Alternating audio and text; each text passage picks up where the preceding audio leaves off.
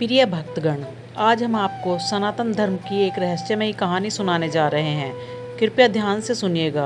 आधा अधूरा छोड़कर जाने की गलती कभी नहीं करना।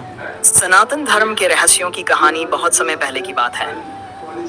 भारत के एक छोटे से गांव में एक युवा ब्राह्मण लड़का रहता था जिसका नाम अर्जुन था। अर्जुन को वेद और पुराणों में गहरी रुचि थी और वह हमेशा अपने गुरुकुल के गुरु से प्राचीन ज्ञान के रहस्यों के बारे में सवाल पूछता रहता था।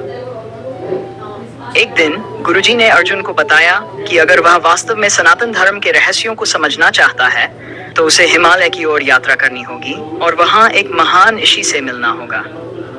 अर्जुन ने अपने गुरु की बात मानी और हिमालय की ओर अपनी यात्रा शुरू की। उसने पहाड़ों की ऊंचाइयों को पार किया और कई कठिनाइयों का सामना किया। अंततः वह एक गुफा के पास पहुंचा जहां वह महान ऋषि निवास करते थे। ऋषि का नाम वशिष्ठ था और वह अपनी ध्यान की अवस्था में थे। अर्जुन ने विनम्रता से ऋषि वशिष्ठ के चरणों में गिरकर उन्हें प्रणाम किया और उनसे सनातन धर्म के रहस्यों को जानने की प्रार्थना की। वशिष्ठ ने अपनी आंखें खोली और मुस्कुराते हुए अर्जुन से कहा, पुत्र, सनातन धर्म का सबसे बड़ा रहस्य यह है कि यह अनंत है और इसका ज्ञान सीमाहीन है।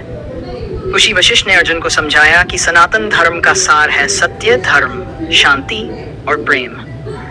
उन्होंने कहा कि यह धर्म न केवल किसी एक जाति, पंथ या संस्कृति के लिए है, बल्कि यह समस्त मानवता के लिए है। उन्होंने अर्जुन को बताया कि यदि वह इन मूल्यों को अपने जीवन में अपनाता है तो वह सच्चे सनातन धर्म के मार्ग पर होगा। वशिष्ठ ने अर्जुन को ध्यान और योग की महत्ता भी समझाई। उन्होंने कहा कि ध्यान और योग के माध्यम से मनुष्य अपने आंतरिक आत्मा से जुड़ सकता है और ब्रह्मांड के गूढ़ रहस्यों को जान सकता है। अर्जुन ने इन शिक्षाओं को हृदय में धारण किया और गुरु वशिष्ठ का धन्यवाद किया। अर्जुन गांव लौट आया और अपने जीवन को सनातन धर्म के सिद्धांतों के अनुसार जीने लगा। उसने दूसरों को भी सत्य, धर्म, शांति और प्रेम का मार्ग अपनाने के लिए प्रेरित किया। धीरे धीरे अर्जुन का गांव एक शांतिपूर्ण और समृद्ध समाज बन गया, जहां लोग एक दूसरे का सम्मान करते थे और मिलजुल कर रहते थे।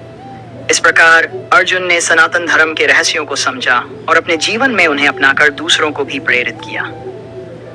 उसकी कहानी आज भी हमें सिखाती है कि सच्चा धर्म वह है जो सभी को समानता, प्रेम और शांति का संदेश देता है।